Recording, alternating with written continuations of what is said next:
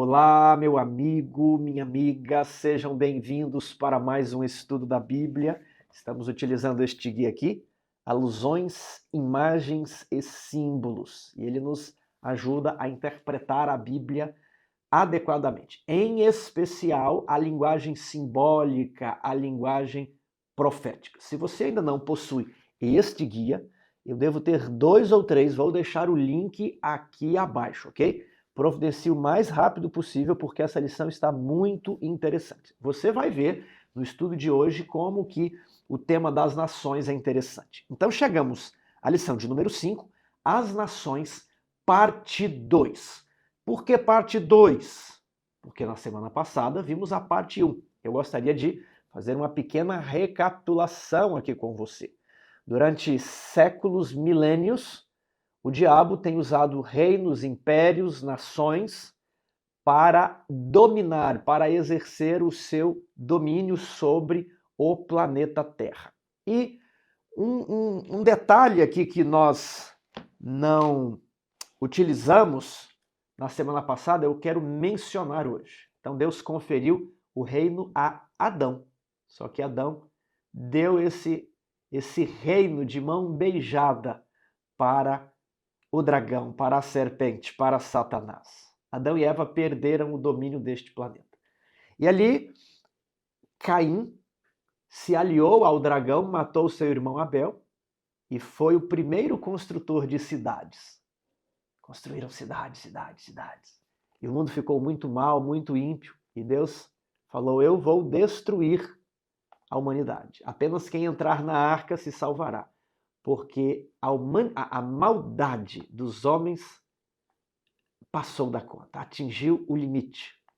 E aí, este mundo foi destruído e tudo começou novamente, de Noé e a sua esposa e os 3 filhos de Noé. Só que a história se repetiu. Agora não era mais Caim, o edificador de cidades, mas um homem chamado Nimrod, que governou sobre várias cidades, lá na região da Mesopotâmia, na região da Babilônia, no Iraque, também na região, né, onde depois veio a ser a Síria, Nínive. Né? E Nimrod, ele estava por detrás da Torre de Babel também. Deus mandou que os homens se espalhassem, mas eles ficaram em um lugar na planície de Sinear e construíram uma torre. E eu tenho aqui uma ilustração ali da Idade Moderna sobre a Torre de Babel. Você vê então as várias camadas, só que ela está parcialmente destruída, né? Nunca foi completada. Então, eu falei na semana passada que muitos e muitos aspectos da nossa vida hoje começaram no Éden. Eu mencionei o casamento, eu mencionei as roupas, eu mencionei o sábado, o culto. Só que algo que eu não falei naquela ocasião foram os idiomas. Os homens falavam uma só língua e isso propiciou que eles se unissem em rebelião. E aí construíram a Torre de Babel. E Deus, ao destruir a Torre de Babel, ele confundiu as línguas. As línguas surgiram a partir da Torre de Babel por uma intervenção divina. E isso forçou aqueles primeiros povos a se afastarem. E aí nós temos a Tábua das Nações em Gênesis 10, que mostra para onde cada família foi morar. Uns foram para o norte, outros para o sul, para a África, para a Ásia, para as ilhas do Mediterrâneo, né? A Tábua das Nações. Aí nós temos Gênesis 11, que na verdade volta um pouquinho e conta a história da Torre de Babel, e depois a lição avança e vai para Abraão. Mas ainda falando sobre a Torre de Babel, você sabe que os idiomas são uma barreira tremenda, não sabe? Muita gente tem dificuldade com o inglês. E olha que o inglês é uma língua que tem as mesmas letras que o português. E várias palavras são parecidas. Agora, imagine aprender chinês, japonês, árabe, hebraico. Aí as letras são diferentes, grego, e muitos idiomas possuem letras diferentes do nosso. A barreira linguística, ela é terrível. Porque quando aqui no Brasil nós não conseguimos aprender nenhuma língua estrangeira, línguas latinas com o mesmo alfabeto, o que seria aprender línguas que possuem outro alfabeto? Deus criou essa barreira e isso explica a formação e a divisão das nações. Agora, essa barreira que Deus colocou para, durante todos esses milênios, fazer com que as nações permanecessem divididas e separadas, está para cair. Essa barreira, ela está sendo rompida por meio da inteligência artificial, dos novos aplicativos. A barreira linguística não é tão grande como era antigamente. Dizem que em breve haverá aparelhos, fones, que você falará em português e a pessoa vai entender em japonês. Aí ele fala em japonês e você entende em português. Hoje já existe com o Google Translator, né? A pessoa leva o celular, ela fala aqui e sai em inglês. Aí a pessoa fala inglês e você ouve em português. Então, essa barreira das línguas, ela está caindo. Os homens voltarão para o mesmo propósito de Babel. Babilônia. Olha a realidade, olha como nós costuramos da Torre de Babel para a Babilônia mística do Apocalipse. E agora voltamos novamente à Torre de Babel. Então você tem aí este quadro e veja agora esta construção. É a sede do Parlamento Europeu. Houve muito burburinho na internet. Muitas pessoas diziam que este prédio havia sido construído inspirado naquele quadro, a Torre de Babel. Os arquitetos negaram. Os arquitetos disseram assim: nós imitamos as arenas romanas, o anfiteatro romano, né? Até lembra um pouquinho o Coliseu, que eles também está um pouco caído, destruído, né? Agora eu não sei o que é pior, o Coliseu ou a Torre de Babel. O fato é que essa União Europeia, ela é algo curioso, porque a Bíblia diz que os pés de ferro e barro, as nações da Europa, não podem se unir. E eles estão tentando, né? E são esforçados. Mas, olha que interessante. Nós vamos estudar nessa lição sobre as águas. E as águas são povos, multidões, nações e línguas. Povos, multidões, nações e línguas. Aqui no Brasil a gente nem sabe onde é a fronteira, né? Tem gente que nunca cruzou a fronteira para o Paraguai, para a Bolívia, para o Peru. O país é tão grande e de um lado tem um Atlântico que a maioria da população brasileira não sabe, né, o que é o estrangeiro, não viu o estrangeiro. Nós temos uma só língua. Agora, a Europa é uma colcha de retalhos. A Europa possui 50 países. A Europa possui mais países do que o Brasil possui estados federativos. A Europa possui 24 línguas oficiais. É como diz lá Apocalipse 17, verso 15. As muitas águas que vistes, onde a mulher está assentada, são povos, nações, multidões e línguas. Agora, 24 línguas oficiais. Se você contar os dialetos e as línguas regionais, aí vai para 50, 60 línguas só na Europa. Não estou falando da África, não estou falando da Ásia, não estou falando do mundo árabe, do Oriente Médio. Então, aquele antigo continente, aquele velho mundo, as muitas águas. E a Europa simboliza ali o fim do Império Romano, né? Como que aquele império se fragmentou em nações menores, multidões, povos, nações e línguas. E a tentativa agora de se unificar as línguas. E bem que o Parlamento Europeu pode ter sido inspirado ali no anfiteatro romano, mas que a ideia de União Europeia traz consigo os planos da Torre de Babel, as ideias, os princípios, não é algo que é imaginação. Ela realmente traz esses arquétipos junto com ela. Mas então, nós tivemos o dilúvio, a Torre de Babel, e aí Deus chamou Abraão para ser o seu representante e colocou Abraão aonde? No entroncamento de 3 continentes. E Deus falou assim: o diabo vai ter muitas nações, eu terei a minha, os descendentes de Abraão, Israel, e eu serei o rei deles. É o reino de invasão. Esse reino foi conquistado por Satanás, não é mesmo? E então, Abraão, Israel, não quis mais Deus como rei. E aí Deus colocou um representante, que foi Saul, depois Davi, depois Salomão. Eles deveriam agir como representantes de Deus. O trono era do Senhor, como nós estudamos na semana passada. Só que eles quiseram viver como os gentios. Recusaram o reinado, o domínio de Cristo. E porque quiseram viver como os gentios, Deus os levou para viver no meio dos gentios. Há um texto aqui aliás, vamos para a parte de domingo? Não, deixa eu avançar um pouquinho mais. Então eles foram viver no meio dos gentios. Aí vem aqueles impérios que nós conhecemos, né? Babilônia, Medopérsia, Grécia, Roma. Antes da Babilônia tinha vindo a Síria, Egito. Então vai lá, Assíria, aliás, Egito, Assíria, Babilônia, Medopérsia, Grécia, Roma. Aí Roma ocidental cai, fica a Roma do Oriente, lá em Constantinopla. Aí na Europa se forma o Sacro Império Romano-Germânico.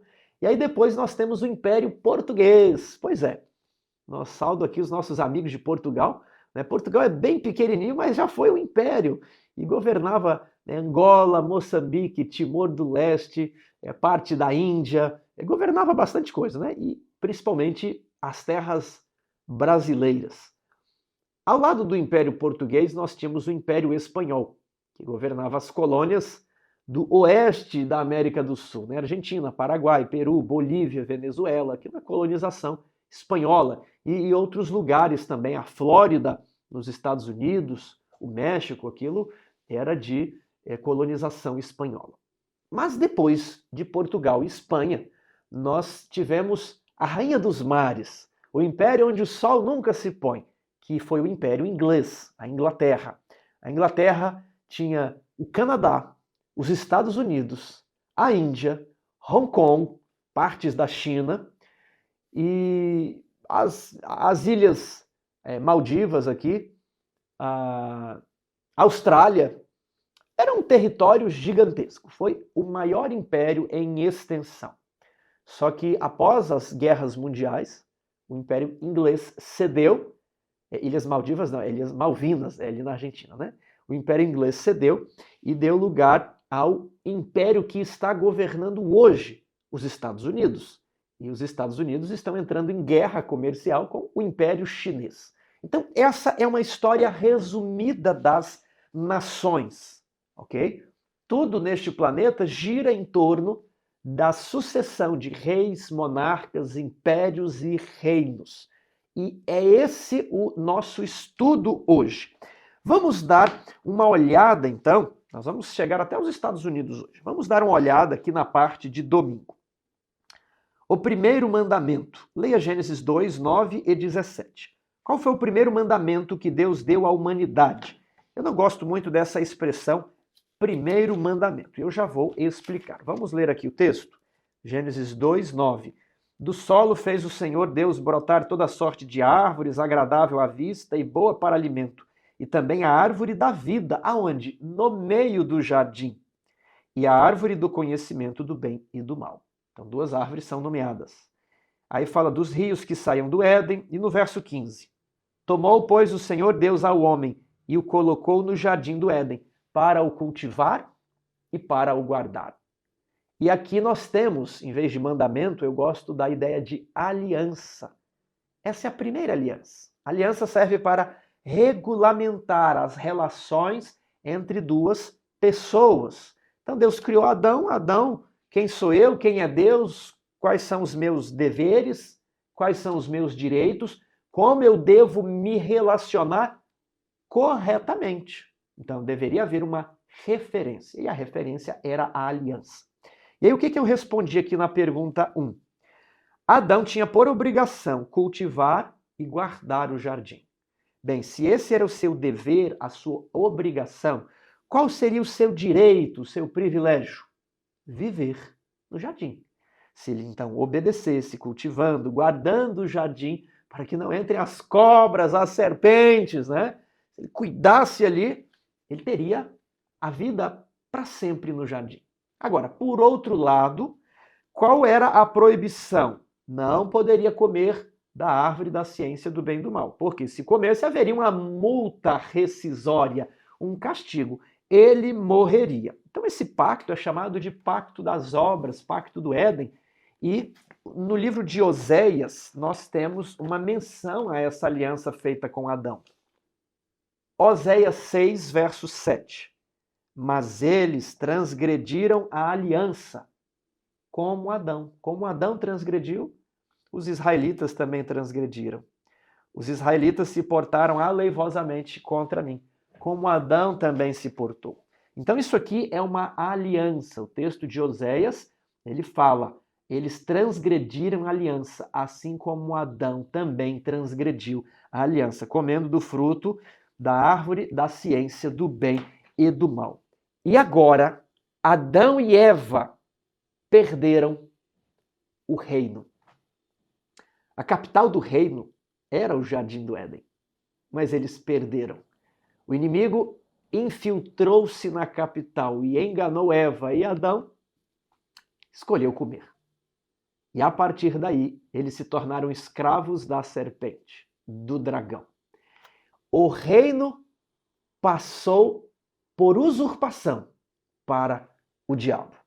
E aí nós temos o diabo se utilizando de impérios maus, violentos, para exercer o seu domínio, né, indiretamente e às vezes diretamente aqui sobre o planeta Terra.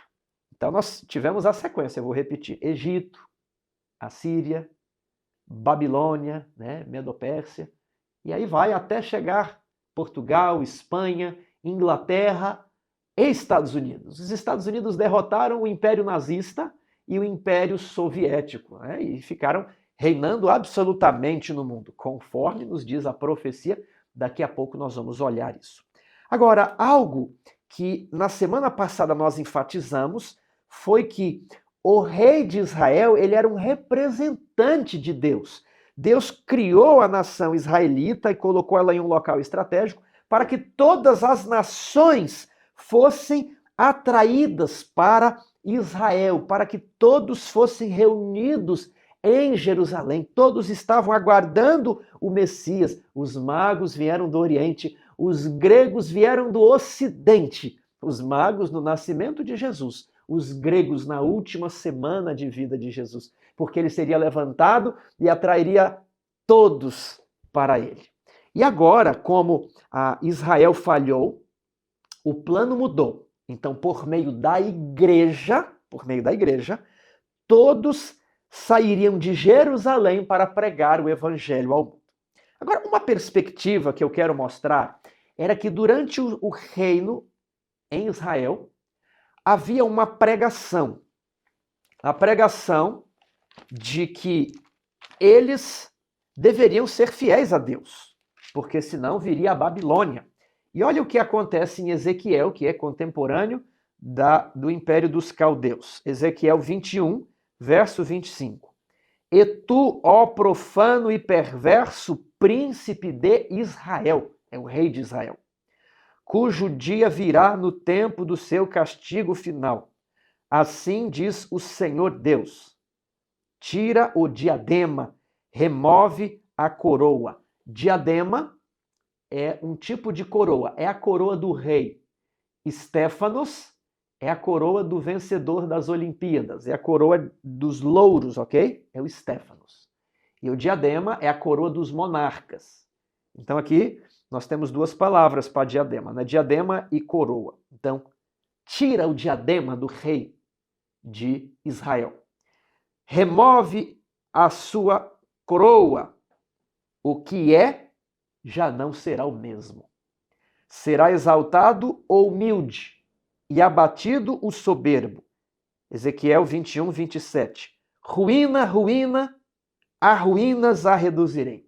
Eu gosto da versão da Corrigida e Fiel nesse trecho. Diz assim: ao revés, ao revés, ao revés. A ruínas a reduzirei, e ela já não será, até que venha aquele a quem ela pertence de direito. A ela quem? A coroa. E a ele a darei. Olha que interessante. Isso aqui é a doutrina do reino, não é mesmo? Ao revés, ao revés, ao revés. Tira a coroa do rei de Israel. Ela será dada ao mais humilde, aquele a quem ela pertence por direito. Outro texto que eu quero ler, ele está em Daniel capítulo 4, verso 17.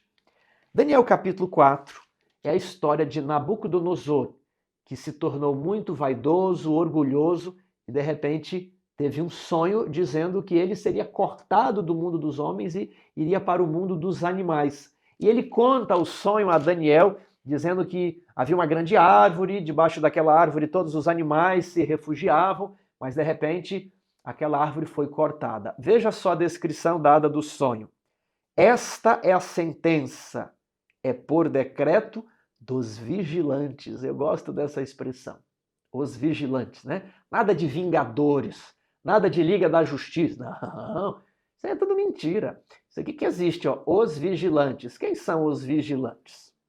Esta sentença é por decreto dos vigilantes, e esta ordem por mandado dos santos, a fim de que conheçam os viventes que o Altíssimo tem domínio sobre o reino dos homens e o dá a quem quer, e até ao mais humilde dos homens constitui sobre eles. Olha que interessante.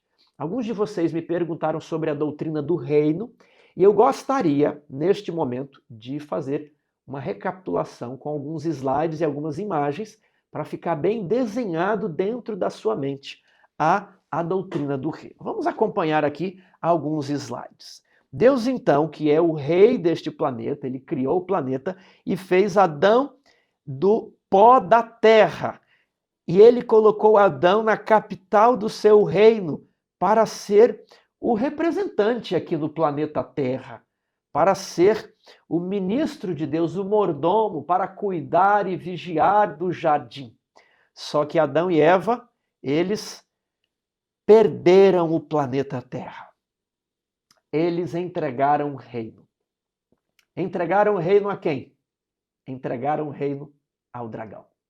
O apóstolo Pedro diz que todo aquele que é vencido torna-se escravo do vencedor.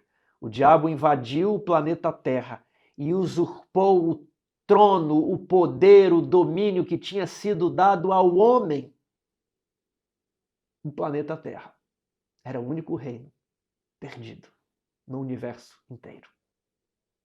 Mas Deus tinha tantos milhões e bilhões e trilhões de reinos. Faria diferença perder um para o dragão? Faria diferença.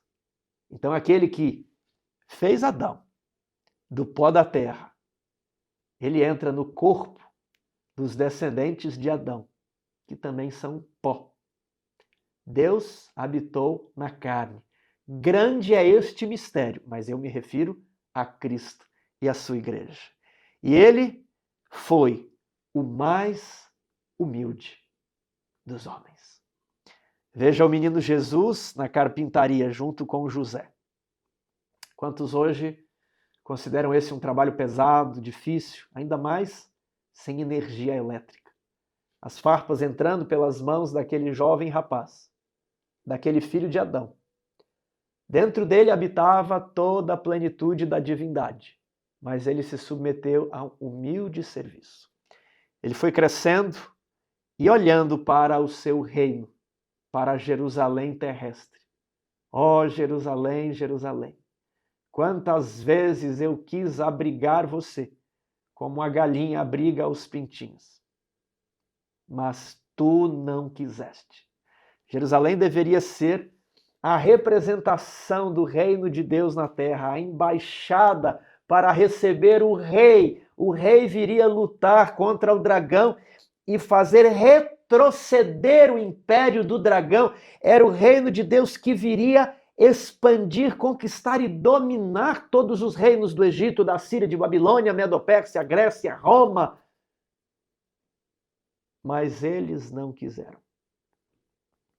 Jesus Cristo entra em Jerusalém, montado num jumentinho. Ele era o legítimo herdeiro. Ele deveria receber o trono. Hosana, Hosana, ao filho de Davi. Quem era Davi? O grande rei de Israel. Aquele que alargou as fronteiras. Aquele que conquistou Jerusalém. Depois de Davi, nunca houve um rei igual a Davi. O homem segundo o coração de Deus. E agora eis que, 1000 anos depois, um filho de Davi, um herdeiro legítimo, ele entra novamente em Jerusalém. Deveria ser aclamado como rei, e realmente foi pela multidão. Mas os líderes estavam planejando matá-lo. Eles colocaram na cruz Jesus de Nazaré, o rei dos judeus. Ele era o mais humilde dos homens. Ele lavou o pé dos seus discípulos, inclusive os pés de Judas. Jesus Cristo mostrou que a conquista do seu reino, que a manutenção, os fundamentos do reino dos céus são o amor e a justiça. Não a espada, a lança, a violência, a força, nada disso. Desde o início do seu ministério, o que é que Jesus pregou aos israelitas? É chegado o reino dos céus. Eu não estou estudando sobre o reino. Não vimos ali que quando rejeitaram Samuel, não rejeitaram Samuel, rejeitaram Jesus, que era o rei. Só que o trono que Salomão se assentou era o trono de Deus. Então, eles eram representantes. Só que como os reis foram maus, eles perderam o reino para a Babilônia. Ao revés. Alguns até enxergam ali, ao revés, perde para a Babilônia, perde para a Medo-Pérsia, perde para a Grécia. E aí nos dias do quarto reino do Império Romano, vem aquele que tem o direito a receber a coroa e ela lhe será entregue. O tempo está cumprido, arrependei-vos, porque é chegado o reino dos céus. E Jesus ensinou o reino o tempo inteiro. O reino dos céus é como um homem que lança suas redes. O reino dos céus é como uma mulher que perdeu uma moedinha. O reino dos céus é como uma ovelha que foi perdida e o pastor foi encontrá-la. O reino dos céus.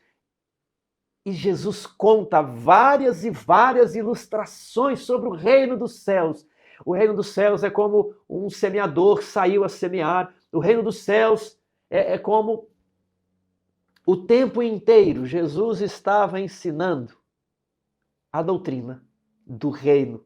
E ele entra em Jerusalém como rei. E ele ensina que o rei serve. Ele é o mais humilde dos homens. E era esse o caráter que Nabucodonosor não tinha. Daniel 4:17. Esta sentença é por decreto dos vigilantes, e esta ordem por mandamento dos santos, a fim de que conheçam os viventes que o Altíssimo tem domínio sobre o reino dos homens, e o dá a quem quer, até ao mais humilde dos homens constitui sobre eles. O que estamos estudando é que Deus, ele conhece todas as nações, e ele manda em tudo, é ele quem estabelece os reis, é ele quem remove os reis, é ele quem faz. Agora é a vez da Espanha, agora é a vez da Inglaterra, agora é a vez dos Estados Unidos, agora é a hora do Muro de Berlim cair, agora é a hora da União Soviética se desfazer. E ele dá o reino a quem quer, inclusive ao mais humilde. dos homens. Ao revés, ao revés, ao revés. Tire a coroa, remova o diadema, porque ela será dada àquele filho de Davi, a quem a coroa pertence por direito. Eu gosto muito dessa imagem. O dragão colocou em Jesus uma coroa de espinhos, pensando que iria humilhar e destruir o rei. Mal sabia ele que apenas o ser humano, o único, que suportou a ira de Deus, que recebeu uma coroa de espinhos, é o que ascendeu até os céus, que está à destra de Deus, e que foi coroado e entronizado como rei. Aquele que recebeu a coroa de espinhos, agora é o que pode receber a coroa que lhe pertence. É ele que pode receber a coroa da glória, a coroa do reino. E o que ele nos diz? Ser fiel até a morte, e dar-te-ei a coroa da vida. Essa perspectiva você não pode perder de vista enquanto estudamos os reinos, os domínios das nações. Tudo pertence a ele. Ele veio aqui como um ser frágil para mostrar que o reino de Deus não é pela força nem pela violência, mas é pelo Espírito. Amor e justiça são o fundamento do seu trono e a base do seu governo. E ele está lá nos céus, aguardando os seus súditos se arrependerem e se prepararem para entrarem no novo reino que ele foi preparar. Eis que vou preparar-vos um lugar, é o meu reino. Quando Pilatos pergunta para ele, és tu rei? E aí Jesus responde o quê? Jesus não fala, eu não sou rei. Ele diz, o meu reino não é deste mundo. Não é Roma. Meu reino é muito superior, Pilatos. Se o meu reino fosse deste mundo, os meus aliados se empenhariam em me libertar. Mas o meu reino não é deste mundo. O meu reino é superior a todos os reinos terrestres. E é isso que vamos ver agora em Daniel 2. Daniel 2, 31 a 35, apresenta uma visão panorâmica da história do mundo até o fim. Que verdades aprendemos com essa profecia extraordinária? Aqui o nosso foco não está em descobrir o significado da profecia.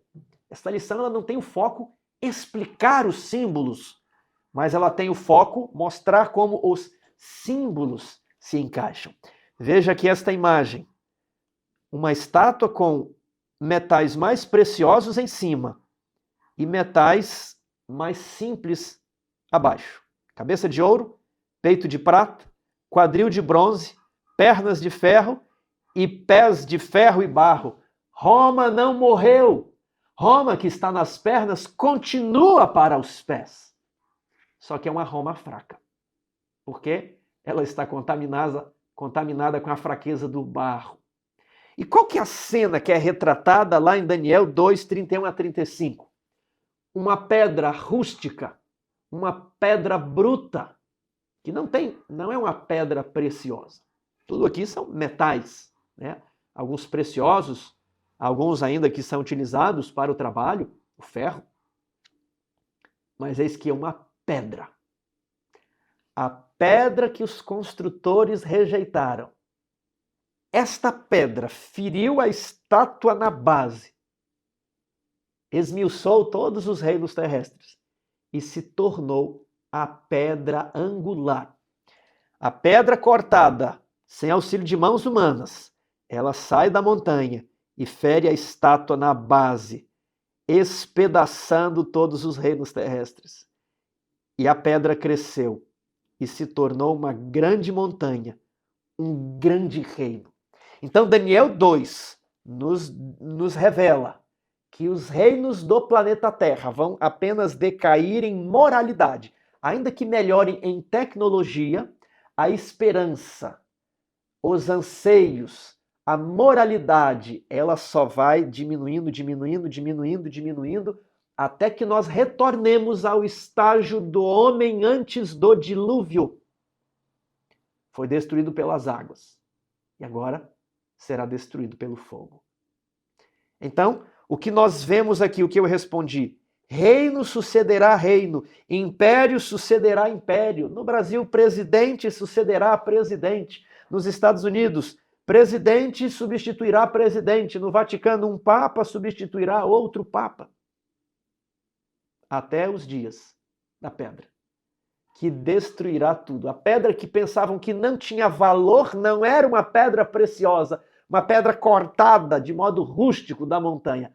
Ela se tornou o principal e único reino do planeta Terra.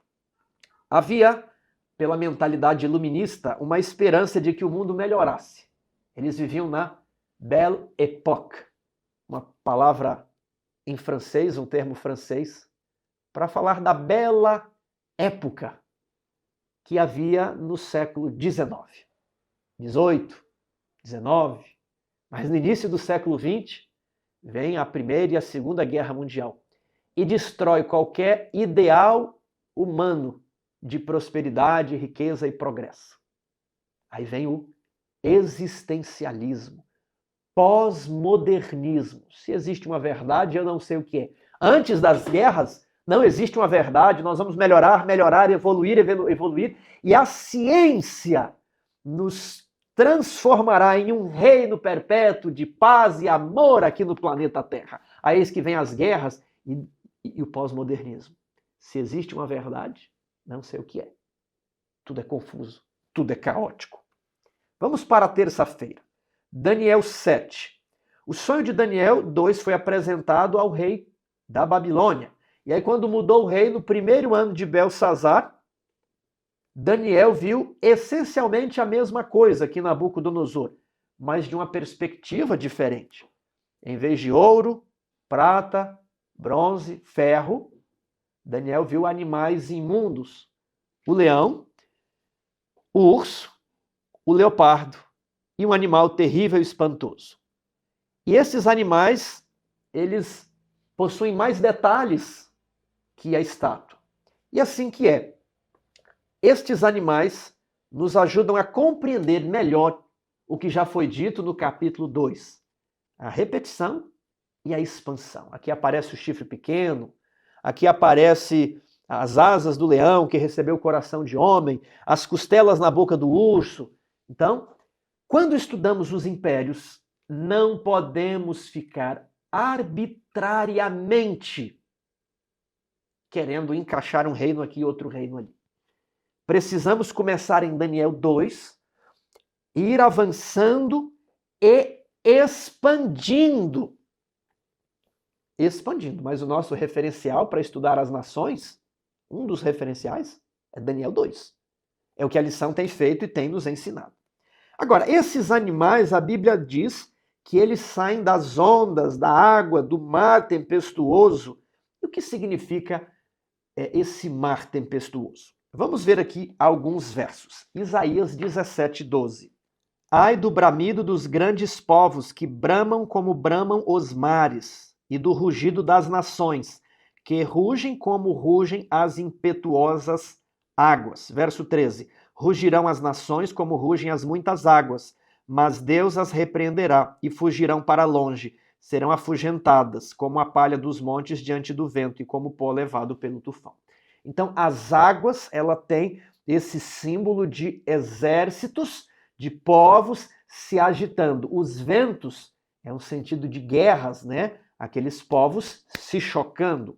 Vejamos também Isaías 8, 6-8. Aqui fala da invasão de Jerusalém. E olha qual a imagem escolhida. Isaías 8, verso 6. Em vista deste povo ter desprezado as águas de Siloé, que correm brandamente. Verso 7. Eis que o Senhor fará vir sobre eles, as águas do Eufrates, fortes e impetuosas. Isto é, o rei da Assíria com toda a sua glória. Águas encherão o leito dos rios e transbordarão por todas as ribanceiras e penetrarão em Judá, inundando e passando por ele, chegarão até o pescoço. Imagina Judá, então, ali com as muitas águas quase se afogando. As alas estendidas do seu exército cobrirão a largura da sua terra. ó Emanuel. O reino é de Emanuel. Isso aqui é incrível. Que o reino de Emanuel seria coberto por causa da iniquidade dos reis que estavam representando Emanuel, Deus conosco. Então, imagine aquela multidão de pessoas como se fosse uma inundação. Essa imagem, tantos soldados que vai parecer uma inundação. Vamos para Jeremias 46. É importante isso aqui que eu estou fazendo, porque estamos no Antigo Testamento, vendo os símbolos para águas. Isaías 46, versos 7 e 8. Quem é este que vem subindo como o Nilo, como rios cujas águas se agitam? O Egito vem subindo como o Nilo, cujos rios, cujas águas se agitam. Ele disse: subirei e cobrirei a terra, destruirei a cidade e os que habitam nela. Egito, como uma inundação, a Assíria, como uma inundação, e o próprio livro do Apocalipse, capítulo 17, verso 15, diz que as muitas águas sobre as quais a mulher está sentada são povos, nações, multidões e línguas. Então, do meio de um local muito povoado, cheio de povos, nações, multidões e línguas, estes animais iriam sair. Já que estamos falando de profecias, e já que o assunto dos 7 reis tem invadido ali os grupos de WhatsApp, os canais, eu proponho fazer um exercício com vocês. Como interpretar os 7 reis à luz do que estamos aprendendo sobre as nações? Eu não quero simplesmente que você tenha algo para passar na sua classe, no próximo estudo, no próximo sábado. Isso é um dos objetivos. Mas eu quero que você cresça, que você aprenda a fazer. Eu não posso passar tudo que eu sei na minha classe de sábado. Eu só tenho 30, 35 minutos. Né? Agora, você precisa saber isso para nutrir a sua fé. Então, lá sábado eu escolho algumas coisas para falar, mas aqui eu quero expandir o seu conhecimento. Você não quer aprender como interpretar profecias? A lição não está nos dizendo que começamos em Daniel 2, aí depois avançamos para Daniel 7, aí depois avançamos para Daniel 8, aí depois nós temos Daniel 10, 11, 12, que é uma outra profecia, e Daniel 12 nos conecta a Apocalipse 10, 11, 12, 13 e 14, não é? Então, quando vamos lá para Apocalipse 13, nós temos uma besta que sai das águas também. Onde você viu animais saírem das águas? Ah, Tiago, aqui em Daniel 7. Ok. Então, vamos pintar o quadro, sem eu tentar identificar, decifrar. Só vamos juntar os textos. Vamos pintar a cena. Vamos entender as alusões. Então, lá em Apocalipse 13, tem um animal que sai do mar, ok? E esse animal lá em Apocalipse 13 tem quantas cabeças? Aquele animal lá em Apocalipse 13 tem 7 cabeças. Tá? E aquele animal de Apocalipse 13 que sai das águas, veja só, Apocalipse 13, verso 2. A besta que vi era semelhante a um leopardo, olha só, com pés de urso, com boca de leão, e tinha quantos chifres no verso 1? 10 chifres. Olha aqui, é assim que interpreta a profecia. Aí eis que nós olhamos para Daniel capítulo 7 e temos o que aqui? Um leão, um urso, um leopardo e um animal terrível que tem 10 chifres. E a besta de Apocalipse 13 tem uma característica de cada um dos animais de Daniel 7. Será que não há nenhuma correlação? Mas é claro que há uma correlação. A lição está nos mostrando como interpretar profecia. Você vai no Antigo Testamento e depois volta no Novo. Agora, peraí.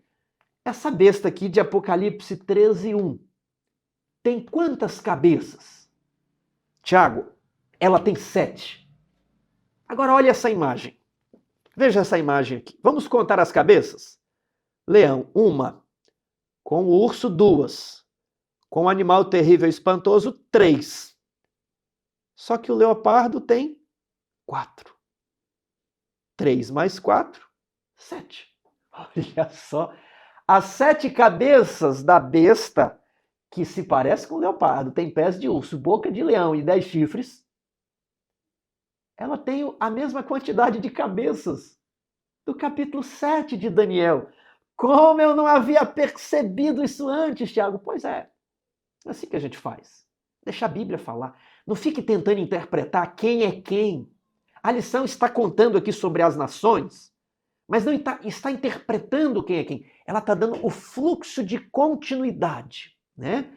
Reino sucede a reino, império após império, e em cada momento de transição, guerra, violência e morte. Isso é uma constante. Por isso que o povo está com medo agora dessa transição Estados Unidos-China, se vai ter guerra, se vai ter violência, né? Mas vamos voltar aqui.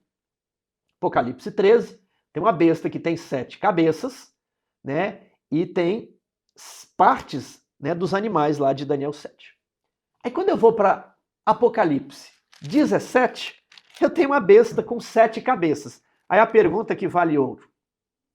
Essa besta de Apocalipse 17, ela é diferente ou igual do Apocalipse 13? Porque ela aqui também tem 7 cabeças, não é mesmo? E ela tem quantos chifres? Olha, Apocalipse 17, verso 7. O anjo, porém, me disse: por que te admiraste? Dir-te-ei o mistério da mulher e da besta, que tem as 7 cabeças e os 10 chifres, e que leva a mulher. Se essa besta aqui é um outro animal, onde que esse animal é destruído no Apocalipse? Porque o Apocalipse diz que o dragão, o falso profeta e a besta, 3, são destruídos. Se Apocalipse 17 tem um quarto monstro, esse monstro vai para o céu, porque ele não é destruído em Apocalipse. Então essa é uma evidência de que a besta de Apocalipse 17 é a mesma de Apocalipse 13. E se Apocalipse 13 temos 7 cabeças, o que nos leva a Daniel 7, eis que cada cabeça da besta em Apocalipse 17 deve ter por base os impérios aqui das cabeças de Daniel 7. Simples assim. Sem eu torcer, sem eu inventar uma teoria mirabolante, sem eu fazer um exercício muito complexo. Agora quer ver mais? Na parte de terça-feira, nós não estamos falando sobre águas, ok? E sobre sucessão de impérios. E o Antigo Testamento, Daniel, não é o nosso background, nosso pano de fundo. Daniel sempre começa com Babilônia. Por que nós vamos começar os impérios do Apocalipse com o Egito?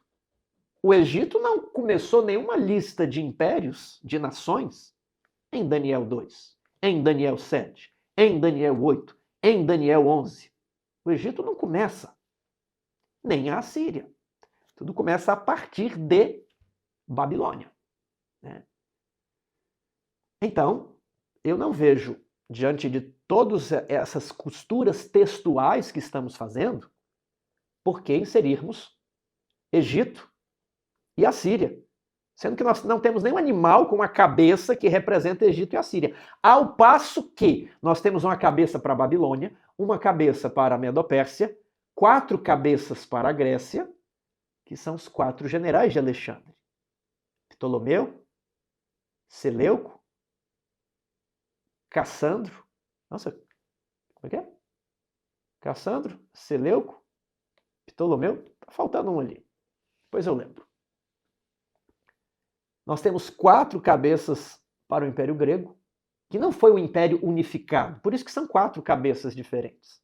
E Roma, né? E Roma, uma cabeça.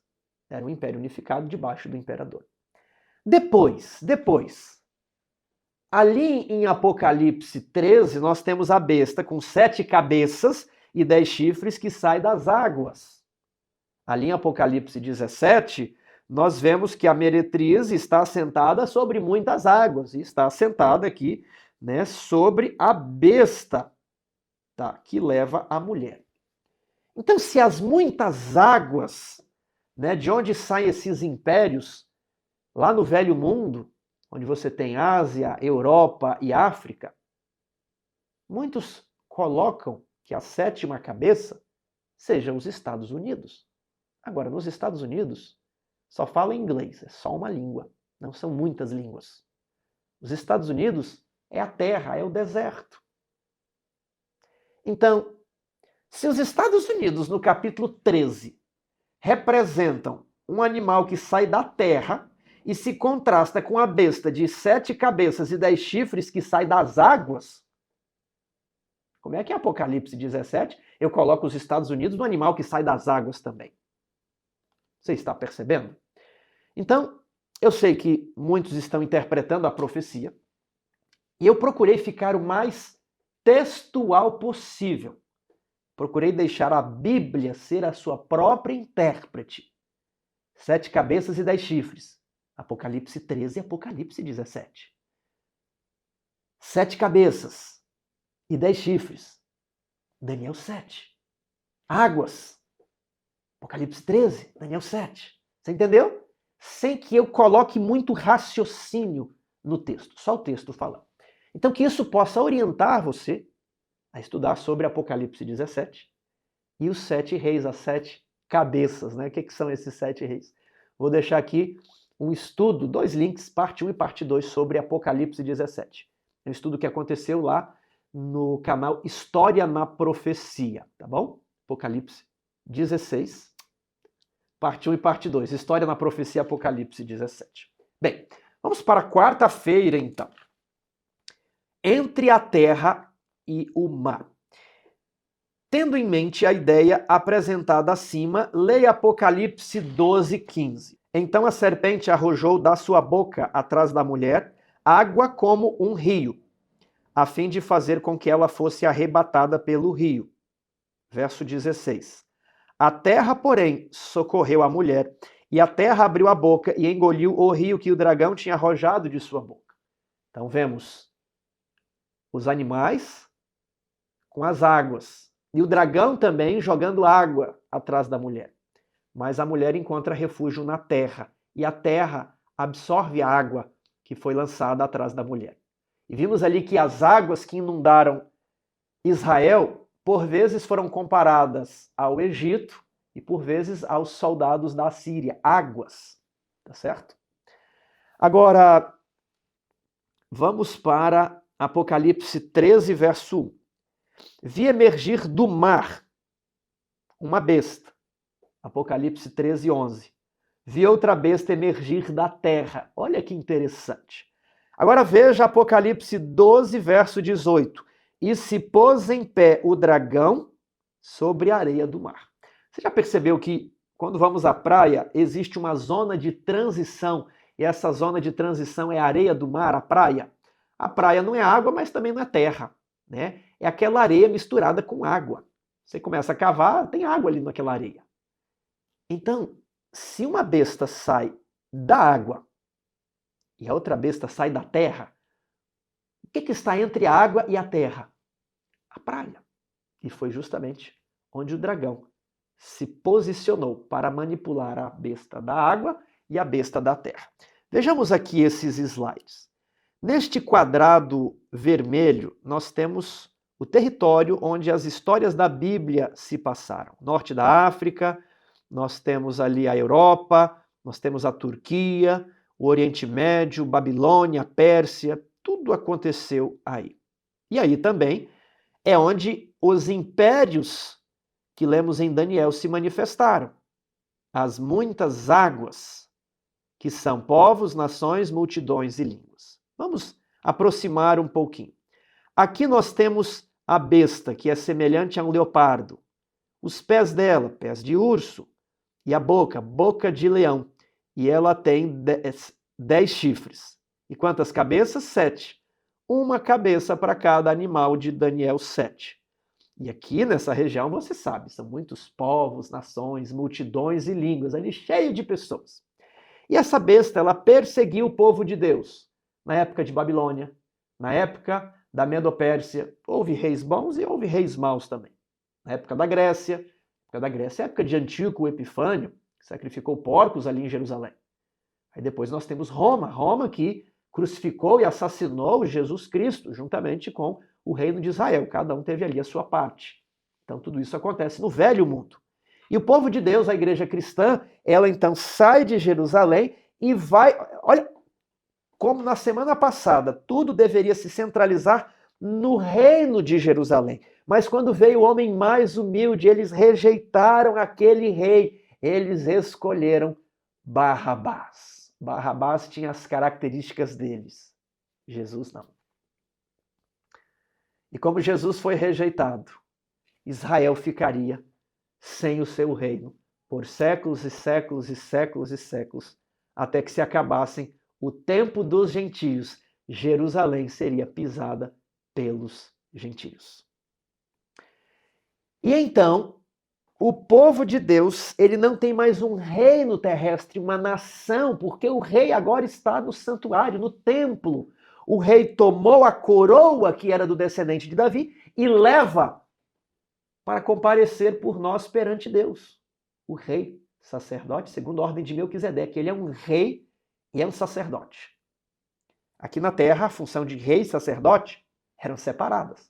Lá no céu, ele desempenha as duas funções, rei e sacerdote. E o povo de Deus, então, foi se espalhando de Jerusalém para Samaria, para a Judéia, depois até os confins da terra. E ele estava no norte da África, ele estava na Turquia, na Europa, só que veio muita perseguição do Império Romano ao longo de muitos e muitos e muitos séculos. Depois, a perseguição durante a Idade Média. Por fim, esse povo que estava ali decidiu fugir para um local desabitado, para um local que não havia exércitos, reinos, não havia nações, não havia muitas línguas. Olha só, eles pegaram um navio e atravessaram o Atlântico e chegaram na Nova Inglaterra. Lá só falava inglês, né? Só falava inglês. Nova Inglaterra. E ali eles iriam construir um novo reino. Eles esperavam que ali fosse o novo Israel, a nova Jerusalém. O professor Vanderlei Dornelles fala muito sobre essa visão mitológica, lendária de Cristóvão Colombo, dos navegadores, de que eles estavam indo em busca do Éden, do paraíso perdido. E ao acharem os Estados Unidos, agora encontramos o reino de Deus aqui na terra. Vamos criar uma nação diferente. Protestantismo, com liberdade de consciência, e republicanismo, com o poder distribuído entre várias instituições no governo, nós criaremos uma nação sem rei e sem papa. Eis o sucesso dos Estados Unidos. Só que a profecia diz que aquela nação, que ainda que hoje está falando mansamente como cordeiro, numa transição, né? Hoje é um local onde existe liberdade de expressão. Tanto é que quando as pessoas estão com problemas políticos no seu país, elas fogem para onde? Elas fogem para os Estados Unidos, na maior parte das vezes. Só que essa liberdade religiosa, essa liberdade de pensamento, ela deixará de existir nos Estados Unidos. Eles são a besta da terra, Apocalipse capítulo 13, verso 11 a 18. Tem a aparência de cordeiro, mas em breve se mostrará falando como dragão. Então, veja só a areia do mar, essa zona de transição. Apocalipse 12, 18. E o dragão se pôs sobre a areia do mar. Porque no capítulo 13, ele iria tirar 2 coelhos da cartola. Sobre o mar, o dragão tiraria o quê? A besta que sai das águas. E da terra ele tiraria o cordeiro que fala como o dragão.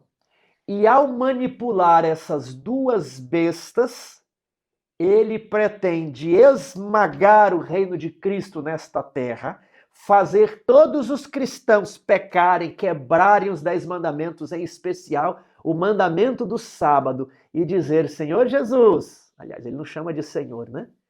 Não precisa voltar a este planeta, porque aqui não tem nenhum seguidor seu. Nenhum. guardador dos mandamentos. Todos eles se prostraram perante mim para receber as riquezas dessa terra. É verdade, você não quis se ajoelhar diante de mim, mas ficará sozinho no céu, porque aqui todos adoram a besta. Todos estão no sistema de Babilônia, no sistema do dragão. É isso que ele vai fazer. Ele vai aumentar a pressão para que, por causa do seu patrimônio, da sua liberdade, da sua família, do seu corpo, da sua vida, você peque, você quebre os mandamentos, em especial o mandamento de guardar o sábado. E esse será o grande desfecho. Quando o traficante, quando o sequestrador está pedindo resgate, está extorquindo a família da vítima, quando ele menos percebe. Sabe o que vai acontecer? Eu vou contar isso daqui a pouco.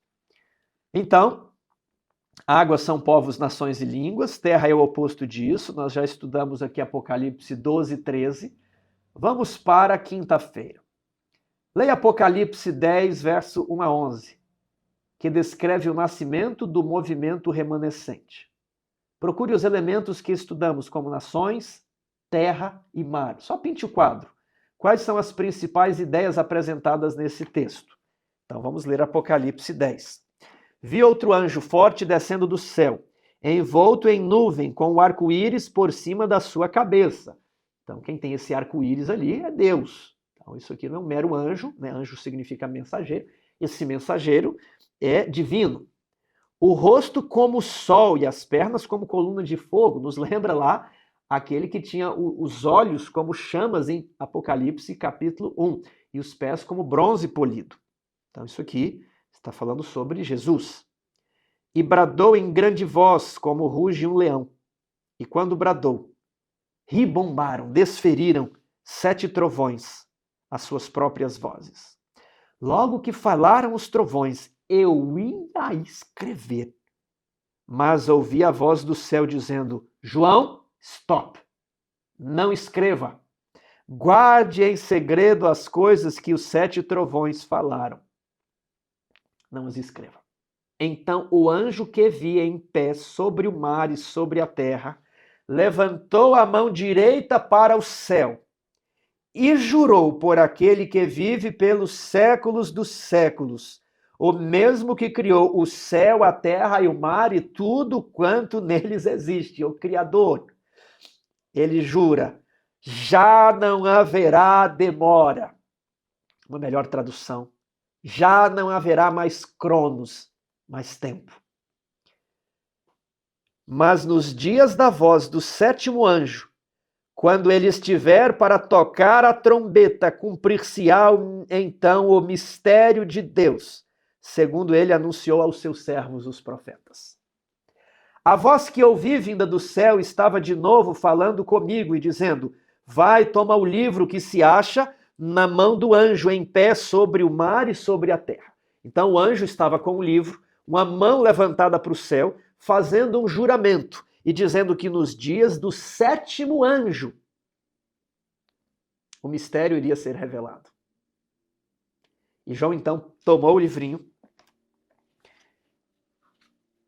e ele me disse: toma-o e devora-o, certamente será amargo ao teu estômago, mas na boca doce como mel.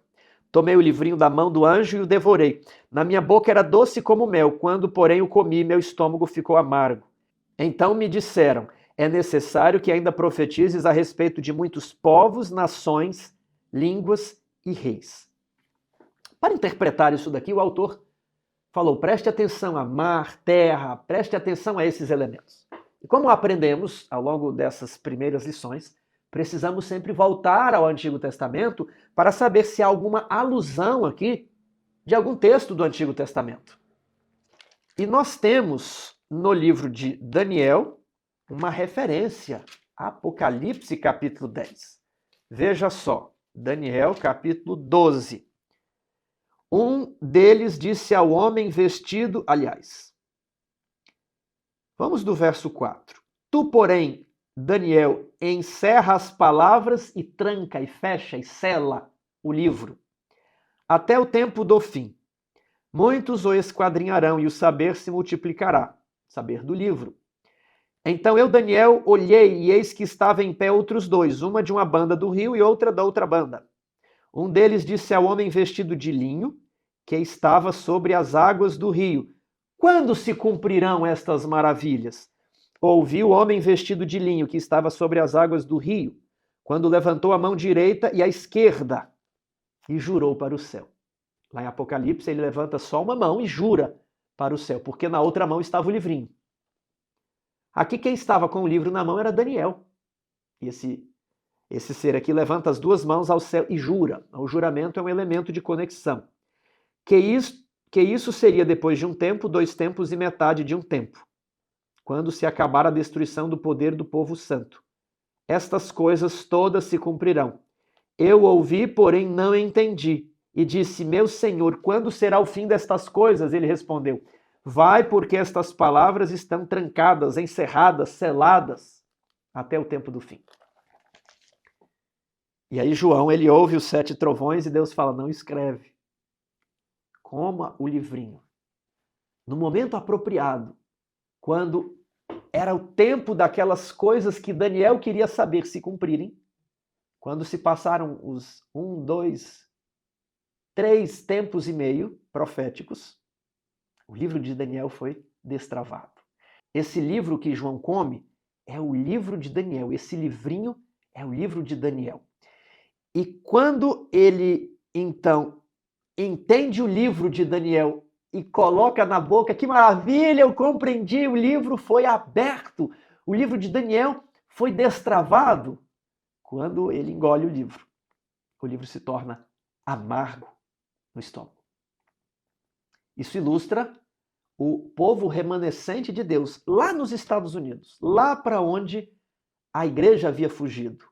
Eles estudam o livro de Daniel e depois são decepcionados. E o que o anjo pede para ser feito? É necessário que ainda profetizes, ainda é preciso pregar a respeito de muitos povos, nações, línguas e reis. E aqui estamos estudando as nações do passado para compreender, nós já estamos quase no fim, o pouco que existe das nações ainda no tempo do fim. Estamos aguardando a formação da imagem da besta no Apocalipse. Mas precisamos pregar.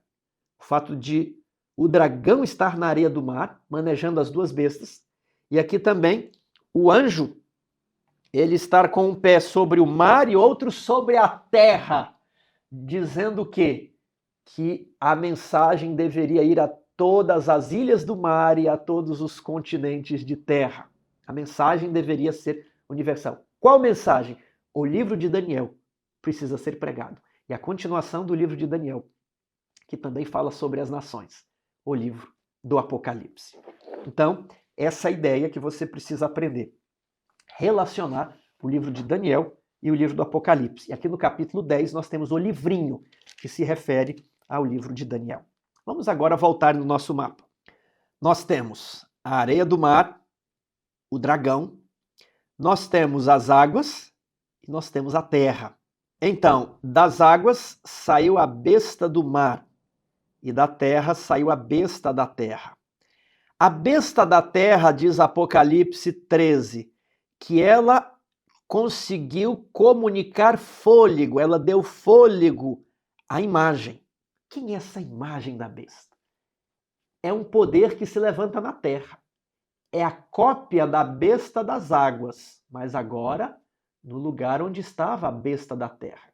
E assim como a besta das águas é uma representação da união da política com religião, agora, na besta da terra, política e religião que não eram misturados, agora serão misturados.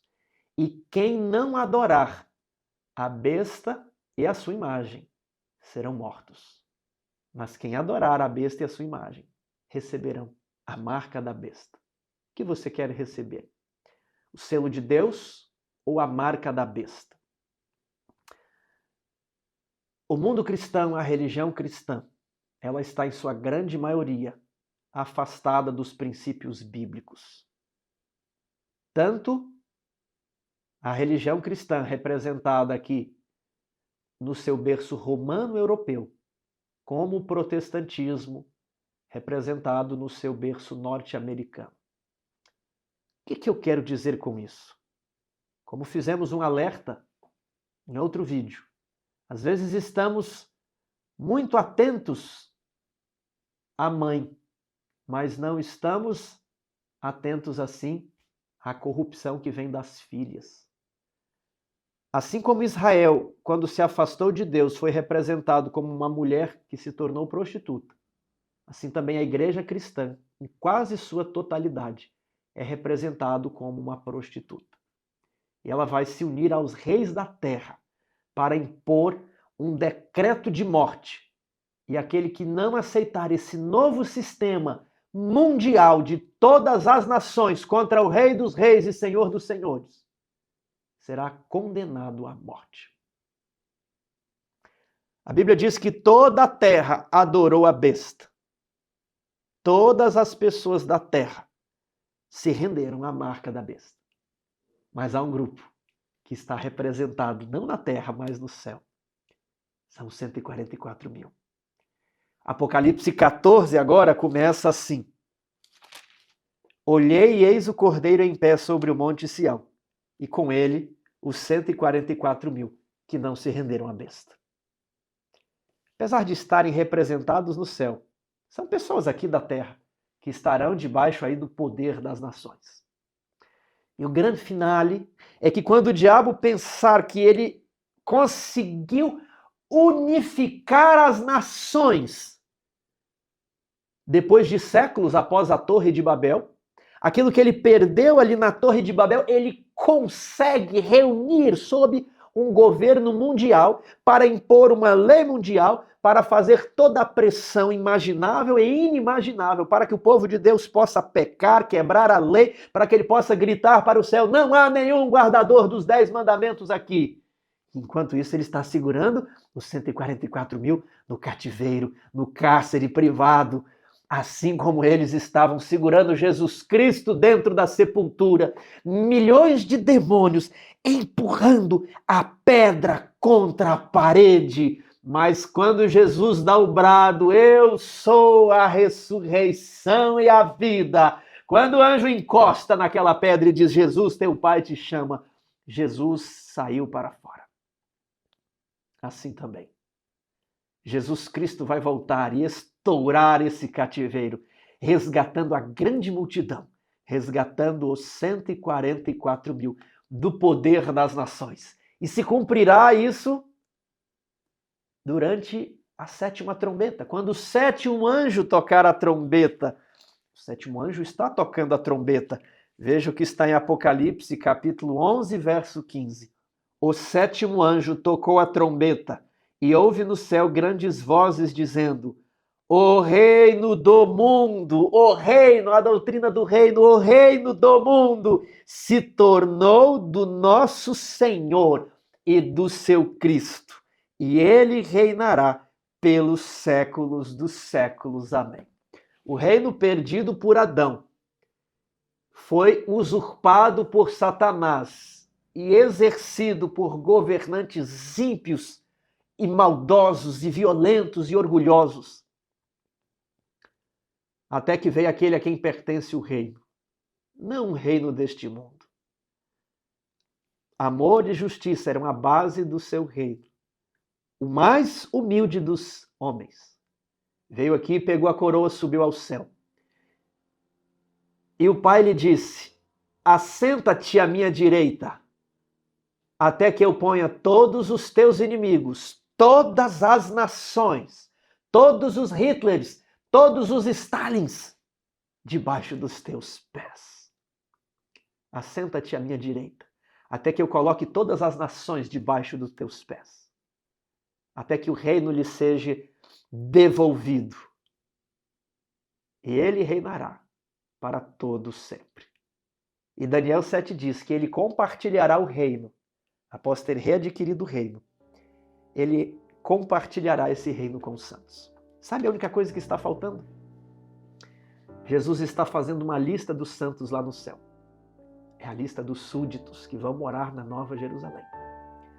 Alguns nomes são aprovados e outros nomes são rejeitados. Quão triste vai ser para Jesus riscar o seu nome do livro da vida. Com lágrimas. Jesus vai falar, eu morri por ele. Eu morri por ela. Agora eu tenho que riscar esse nome do livro da vida. Não vai poder morar comigo no meu reino, no reino dos céus.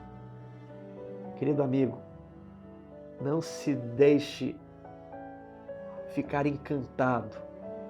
Não se deixe ficar deslumbrado com os reinos desta terra. Satanás já prometeu isso para Jesus. Jesus recusou. Hoje Satanás está prometendo os reinos da terra para você. Não se permita ficar deslumbrado. Seja como o mais humilde dos homens. Nós não temos parte aqui. Não podemos ser cidadãos no reino em que Cristo foi estrangeiro. Nós estamos aguardando novos céus e nova terra, onde reinará a justiça. Há um texto tão bonito aqui na parte de sexta-feira. Apenas uma lembrança nesse novo reino, apenas uma lembrança do pecado permanecerá. Nosso Redentor conservará para sempre as marcas de sua crucifixão. Em sua fronte ferida, em seu lado, em suas mãos e pés, estarão os únicos vestígios da obra cruel realizada pelo pecado. Ao contemplar Cristo em sua glória, o profeta declarou: raios brilhantes saíam da sua mão. E ali estava o esconderijo de sua força, Abacuque 3, verso 4. Suas mãos e seu lado ferido, de onde fluiu a corrente carmesim, que reconciliou o ser humano com Deus. Ali está a glória do Salvador.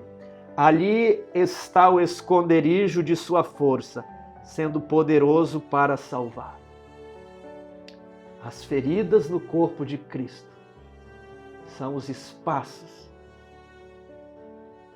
por meio dos quais podemos olhar o seu coração. As feridas no corpo humano de Cristo são buracos por meio dos quais extravasa a glória de toda a plenitude da divindade que está diante dele. Eis aí o nosso reino.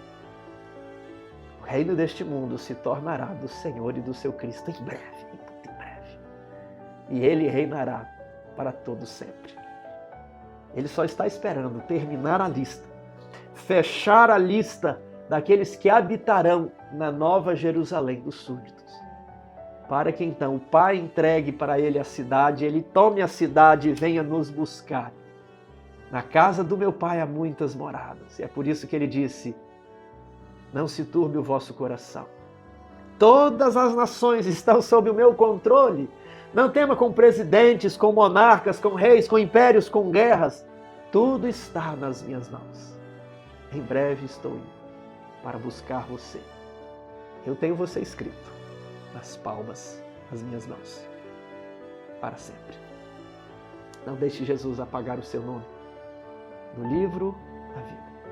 Não permita-se ficar encantado com os reinos terrestres, mas medite naquele único reino, onde nosso Senhor não é estrangeiro, mas Rei dos Reis e Senhor dos Senhores, onde seremos um reino de sacerdotes. Que Deus o abençoe.